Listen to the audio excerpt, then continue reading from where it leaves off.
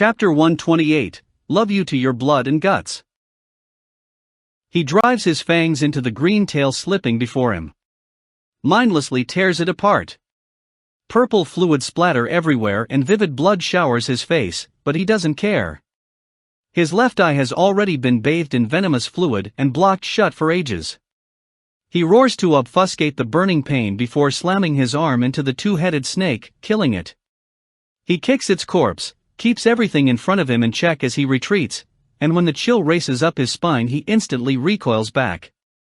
And the grisly blade screams past, grazing his chin. The witch beast in the blade's path becomes prey to the fang-like knife. Flesh is shredded, blood spatters in sheets, a scramble of organs forms a curtain before him which he charges through, aiming for the perpetrator woman before ramming his arms into her torso. Elsa. His right shield at her chest, his left shield at her flank, her flesh squelching and bones cracking at each point. At his ears, before his eyes, from all directions come the cacophonous cries of beasts, their shrieks, his roars, crashing conflict, the pounding of metal on metal, too many noises mashed together for him to properly register the world. He doesn't care. This stuff in front of him, in his right-eyed vision, is what's real. Her voluptuous breasts crater in, the force of the gut-wrenching blow making her vomit blood. Even with her scarlet lips turning a deeper shade of sanguine, and faced with pain enough to threaten her life, her expression remains one of rapture. It might not even be her combat strength or her stamina, but that mentality of hers that's the real nuisance. Elsa, ha! Garfield, grrrrrr.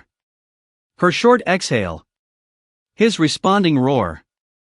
She swings her left arm from behind to in front, shrill noise pealing out from behind him. The slash reflects off the wall, rebounds off the ceiling, hits the floor as it comes pressing for the back of his head. Garfield, he directs his attention behind him, extinguishing the idea of evading it from his mind. The woman before him draws her right arm firmly back, preparing to piston her serrated black knife into him. If this is to catch him between the two knives, then this blow will likely slice open his head, or maybe his throat. He tilts aside, forcing himself out of the blade's path as it rushes to stab the back of his head. A thunk resounds out from around his left shoulder bone. Feeling the tip of the rebounding blade bite into a gap between his bones, he clicks his tongue when the knife slices into his joints, rendering his right arm momentarily motionless. Elsa, wawa. Garfield, shaw. So violent as to mute all sound, she looses the readied blade. This unremitting attack makes for less of a slash and more of a pointy bludgeon. The strike will blast his head off should it hit, mutilating it utterly.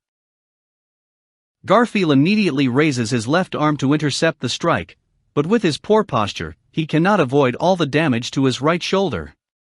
Animal teeth shriek against metal for only a microsecond before Garfield's arm is easily shunted away. With only a meager drop in its speed, the back blade resumes its charge for Garfield's head. More than enough strength to cleave apart his skull presses in, a second from hitting. Hitting Elsa. What Garfield kicks up, forcing it into the path between his head and the knife, the witch-beast's corpse. An uncomfortable feeling like a hard-skinned vegetable against his cheek, and blistering venom that burns the skin it touches. Risking being bathed in both these things, he salvages the benefit of avoiding fatal damages. The knife slices into the witch-beast's corpse, the battering force of the blow proceeding through the cadaver to strike Garfield across the face. The impact pummels him, sending him whirling left to right, spinning in circles, and with two willful steps into the ground, he soars backwards. His EARTHSOUL blessing activates, obeying his will to make the ground he stepped on explode. The detonation sends him soaring backwards, the woman now to his back as he proceeds to zoom straight for her. With the woman's white blade still sticking out of his shoulder. The instant the blade touches her, the woman flinches. Though she knows that the side contacting her is the pommel, it still makes her falter from making any instantaneous decisions. With his right shoulder still against the woman, Garfield spreads his stance to drop his center of gravity. The instant this makes the woman think to step backwards in open range, Garfield's arm shoots up and grabs her face in a vice grip. Garfield, partial transformation. Immediately following his scream, a change occurs in the arm clutching her face. The arm swells explosively, growing a coat of golden fur in an instant, transforming into the log-thick arm of a beast. And naturally, it ends in a beast's paw, what with saber-like claws, Elsa, Kai-ha-ah. The thick claws gouge into the woman's face, splaying blood everywhere and making her recoil. His 5 fingers as they drive into her head prompt the same pain and injury as knives. Even she has to put her hands to her face, backpedaling, shrieking while looking to the ceiling. Garfield, RHM. He plunges a kick into a torso, shunting her back. The force battering her chest carries more than enough strength to further destroy her shattered bones and ruptured innards, churning them into a greater mess. The fallen woman drops her weapon, spitting up pure scarlet as she gives a faltering laugh. It's horrible to listen to, and he's more than ready to swoop in and make it stop, but Garfield, fucking. Just one after another. Just as Garfield moves to pursue her, witch beasts flood into the gap in his assault. Rats with black wings, possums bloated in proportion to their anger, spotted wrecks assembled here from throughout the mansion, and a restored giant the Boulder's Wine all rush in. His claws rip apart the swarm of rats, one stomp of his foot eliminates the swollen possums, his kicks snap the necks of the wrecks snapping at him, all as Garfield faces the charging Boulder's Wine head-on. May, get squished. Garfield, why think I'm gonna be tolerating that, why dumbass? Tons of weight come charging with explosive force. Rather than a blow from an animal, this cannonball is equivalent to a building dropping on him. Not even Garfield could take a direct blow from this and get out safely. He'd be unable to offer even a second of resistance, get blasted away and trampled flat. However, Garfield's what makes it fun. Bracing his legs, Garfield unleashes his Earth Soul blessing to its utmost limit. He feels the blessings of the earth pulsing up from underfoot, rippling through his flesh.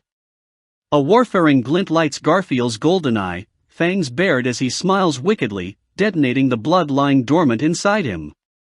Garfield, Sigma Sigma Sigma Sigma Sigma. This strangled bellow is not addressed to the outside, but a call to his own interior. Flowing through his body, difficult to accept as it is, definitely not something he acquired by choice, his bloodline.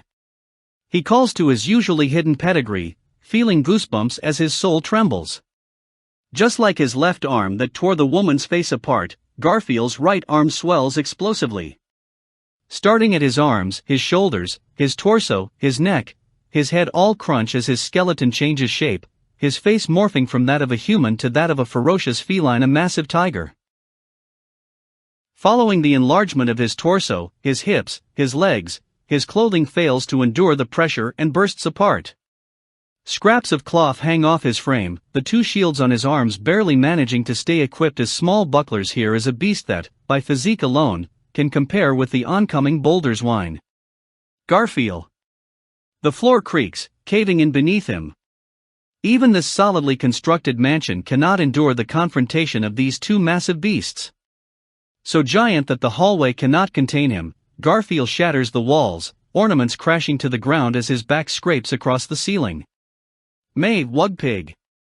The girl atop the witch beast shrieks in response to Garfield's transformation. She must be screaming the name of the witch beast. Answering to its master's call, the Boulder's Wine gives a roar so strong as to disintegrate boulders and opens wide its maw with all its flat teeth, racing for Garfield. The witch beast rears up on its back legs, raising its forelegs to stomp Garfield flat. The massive tiger, its golden eyes flaring, lets its own legs propel it into the opening before the behemoth's crushing blow hits and stabs its claws into the swine's thick, stony hide. Blades screech against bedrock as the tiger's claws are peeled out of their sockets. Knives fail to puncture the thick hide, and the swine's plummeting forelegs proceed to slam straight into the tiger. The stomp presses down on the tiger, a crushing pressure on its shoulders. The force pins Garfield's upper body to the ground, the merciless impact prompting the tiger to shriek. May, don't stop, Wugpig. Bones shatter and flesh squelches, but the noises do not deter the witch beast's master. Hearing her wailing voice, the swine roars and raises its forelegs up, ready to stomp once again and crush the tiger's head. However, Garfield. If his claws won't work, the tiger has only one weapon left. Twisting its neck, the tiger with its crushed shoulders uses its spine to upright itself. The swine's forelegs are raised and its belly is exposed. The tiger bears fangs. Not even a witch beast with skin as solid as rock can have its entire body at the exact same toughness. Compared to its legs or back, its vital regions are going to be less heavily guarded. And so, the tiger drives its sharp fangs into the swine's bared stomach. May, boulder pork. Garfield. The tiger's jaws, so immense that they could swallow a man whole, close around almost half of the swine's extensive belly. For a moment, the swine's hide does attempt to resist the piercing fangs. But like the points of knives stabbing into a fruit, the sharp fangs instantaneously and effortlessly tear through the thin skin. The swine's shriek comes as the tiger kicks at the floor, using the momentum to roll sideways. With his fangs still sunken into his prey, attempting to shred the creature apart, it's the hunting behavior of riverside-dwelling water dragons. Were Natsuki Subaru here to witness it, he would deem it as being something close to the death roll of an alligator, a creature that does not exist in this world.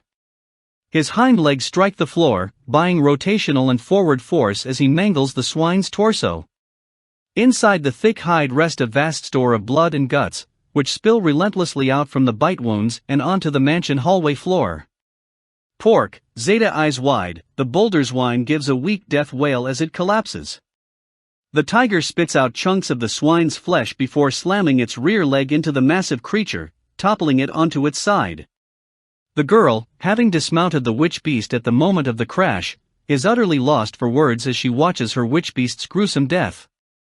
May, no way. I don't believe it. Stepping back, the girl glances behind her to see what troops she has left. Many witch beasts have heeded her call, are steadily assembling here. But they are only a mob of small and medium-sized creatures, none of them large like the boulder swine. May, ugh. What is this? Elsa. Elsa. Do something. Elsa, that is a rather unsparing demand. Realizing that she is at a disadvantage, the girl slings senseless insults while calling her partner's name. Reply does come from a shadowy woman who crawls out of the darkness. Her mangled face has regenerated.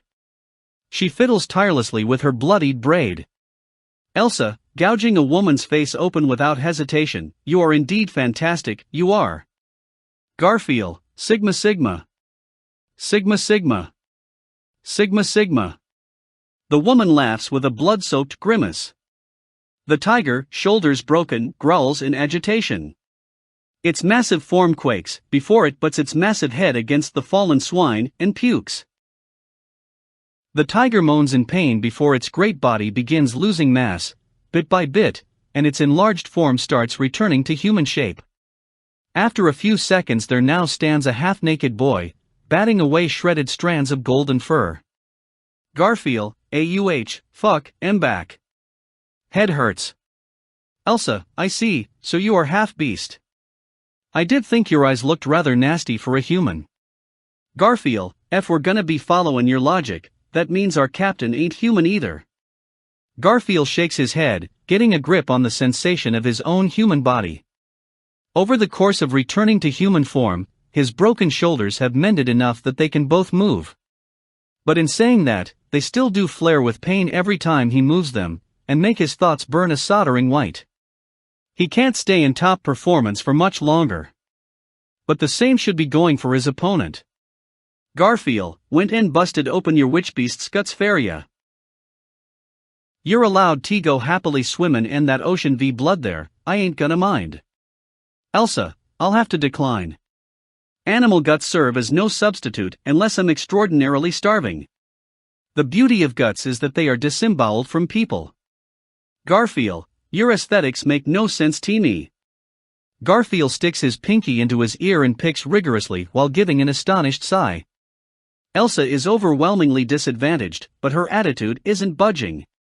Garfield estimates that it will take 5 more tries at most until Elsa's immortality ends. And Garfield has already showered 4 lethal blows on her. 5 if you include the mauling of her face. This should be about time that she starts hitting the limit for her regeneration. Meaning that Elsa's stock of lives is already exhausted.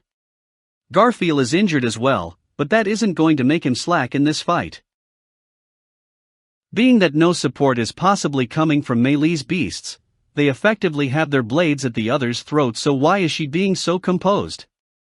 Elsa, it's not that there's any special reason for it. You don't have to be so scared. Seeing Garfield's brows furrow in puzzlement, Elsa speaks as if comforting a child. Garfield scrunches up his face in response, growling like an animal. To obfuscate the fact that she has clearly seen the slight confusion in his heart. Garfield, fuck off. Stop talking like you know anything. Elsa, but it's plain to see. Disemboweling someone means facing someone before they are disemboweled. Your face is a familiar one to me. Garfield, Elsa, it's the face of being unable to comprehend a deviant. Garfield falls speechless, his throat feeling to clench. Elsa puts her hand to her mouth and laughs. She smiles slightly as she tilts her head. Elsa, don't worry, it's fine. I'm not wishing to be understood by anybody. My happiness is something I acquire by spurning the life of another. To live is to spurn death. Garfield, I'm getting that if I take this seriously, I'm gonna go nuts. Garfield raises his arms, battering his shields together as he rejects any attempt at understanding her. He doesn't have the leeway to be thinking about her circumstances. And her last statement has just eliminated any reason he had to pay attention out of whimsy. Garfield, but I will ask you this. If you pledge that you ain't ever gonna do nothing bad again and run away, it's not impossible that I'll let you go. Elsa, you truly are a precious boy. She shows her final mercy, then dispels it with a smile, the signal to charge. Blasting off, Garfield soars ahead. Elsa counters him by swinging her white blade up to hit the ceiling, hit the floor, revolving and rebounding as it closes in on Garfield. Elsa's wide white blade is a stringing together of multiple knives. The blade edge alternates from one side to the other, the knife rippling like a snake's bones as it ricochets through the hallway. Up. Down. The knife easily outspeeds the eye, soaring about as a white light. Garfield braces his shields over his head and abandons the option of evading. The knife plunges down into his upper left arm, imparting him with the pain of broken bones as he resumes his advance. Elsa, I was born in Gustico of the North, where it is very, very cold. Split-second combat is unfolding in this battleground, but for some reason her lilting voice sneaks into Garfield's ears. It isn't even audible. His attention is pyroclastic, focused amidst instantaneous trade of deadly attacks. There is no opening for this voice to butt in. Is what it should be, but the woman's voice slips smoothly into Garfield's consciousness. Elsa, the divide in wealth was fierce, and it wasn't uncommon at all for lower-class children to be abandoned. I was one of those children, with no parents I ever knew, drinking dirty water to survive. Garfield, RGHHHH. Elsa, I spent my days stealing objects, threatening people, doing things in that vein, with the people around me constantly changing. Why am I alive? What is happiness? Not questions I had any time to consider back then. His fist plunges forward, inches from belting Elsa's face. But she leans aside to dodge the overblown attack, slicing her black blade up to cut shallowly through Garfield's torso. The bestial fangs pilfer his flesh. Elsa licks her lips as the bright blood bathes her. Elsa, it was frigid that day. Garfield, shut up. I ain't goddamn listenin'. Elsa, the wind blustering from the lofty mountains was so strong, so cold, that it froze the town that day. My breath could freeze in that chill when the shopkeeper I stole from caught me. With a hot sigh, Elsa speaks on, enraptured. Her blades of death compound in momentum, slicing cut after cut into Garfield as he fails to keep up. Elsa, no one would complain if he killed me, but seeing as I was a girl. I can still remember his face as he smiled, and moved to strip my clothes. Garfield, GH, Elsa, the bitter wind howled as he stripped my overwear, snatched my underwear, and when I contemplated that before he could do anything to me, the cold might just kill me first. I happen to pick up a shard of glass. Her leg sweeps up to try and belt him in the side of the head, but Garfield counters it with a headbutt. The impact reverberates through his brain and makes him recoil, but surely shattered Elsa's foot too. Elsa draws her leg back, retreats. But her expression remains one of ecstasy. Elsa, I wasn't thinking about anything. I just had the shard of glass. Then when he leaned forward I pressed it into his stomach, moved it, and sliced him open. Garfield, Elsa, I felt nothing for his screams, or the fact that I had taken a life. But amidst that icy gale, I did think. Garfield's breathing freezes. Elsa smiles. Elsa, how warm, blood and guts are.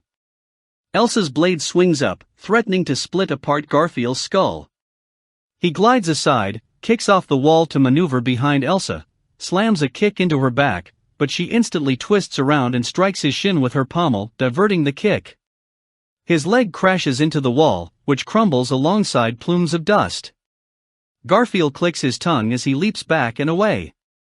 Elsa, if there is happiness in the world, then it is in the warmth and beauty of forgetting the cold.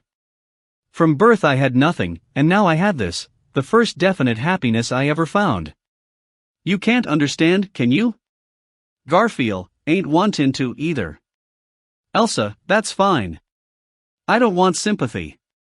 Garfield, then why tell me damn story, fucking gross. Elsa, why I wonder. Garfield's eyes house hostility as Elsa tilts her head, mystified. And she narrows her eyes saucily, licks her lips salaciously. Elsa, because I find you truly darling. Garfield, sorry, but I already got a girl I like. Ain't got time to be datin' a crazy bitch. Elsa, so cold. But it's fine. I'm only concerned about your innards.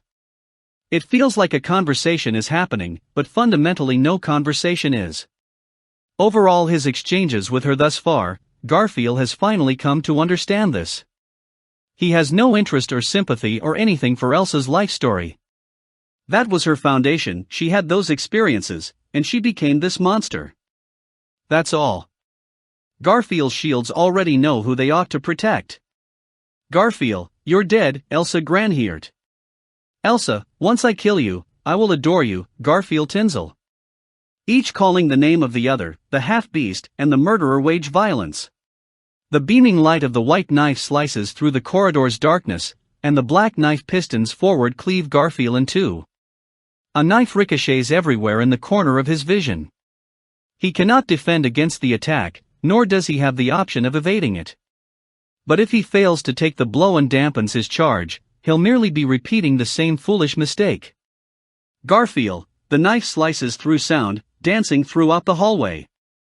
If he cannot perceive the blade's point, he can only aim for the point it was thrown from. Garfield thrusts out his left arm, the fasteners on his shield loosened, and lets the thing fly. He had loosened the bindings when he battered the shields together. Now, he is tossing it, and Elsa's eyes shoot wide open as it smashes directly into her left hand. Something crunches, and her broken fingers drop her white knife. Having lost the hand manipulating it, the knife stabs into the ceiling, where it falls still. A deep, dark smile, and a surging roar. A deathly blade murders the air, as it swings down Garfield, charging straight into it, and strikes him. He sets his right arm upon his head to receive the direct hit from the black blade. The shockwave pierces through his shield, rocks his skull. His eyes spin and he comes close to stumbling forward, but just manages to stomp firm and catch himself. He did it when the woman's knee shoots up and smashes Garfield's nose. Elsa, you mustn't be careless and think you're safe. She says with a laugh, sweeping her leg up at Garfield as he recoils. Her leg hangs poised high, and from her shoe comes the glint of a blade in the heel with his point aimed to stab Garfield through the neck. Garfield, you're the one who better not be overlooking my amazing weapon. His open jaws swallow her heel and the blade whole, gnashing at her slender foot. With her bones and the knife chewed up to the heel, Elsa's eyes shoot open wide. Elsa, goodness. Yelping in surprise, Elsa staggers away, but loses her balance and tumbles to sit on the spot. Her right leg is mangled from the ankle down, inoperable, and the force of her own attacks has broken her arms as well. With her left leg as her support, Elsa gazes at Garfield. Taking in a breath, Elsa blushes like a girl in love. Her exhale carries enough heat to be chromatic. Her wet eyes abound in hot passion. Before Elsa, Garfield shoulders the immense boulder's wine and throws it. Although aware that she will be crushed beneath its incredible mass, it is not until the silhouette swallows her that Elsa's gaze strays from Garfield. With her breathing ragged, gazing at the grimacing blonde boy with love, Elsa, I feel thrills. The overwhelming weight crushes the murderer, the vampire, the gut hunter, until nothing remains untouched. Her flesh squelches. Fresh blood mingles with fluids from the witch beast. Scenting the stench of death, Garfield howls. Roaring, bellowing, booming like thunder through the burning mansion. The shield of sanctuary Garfield Tinsel, and the gut hunter Elsa Granhiert, have concluded their battle. End of chapter 128.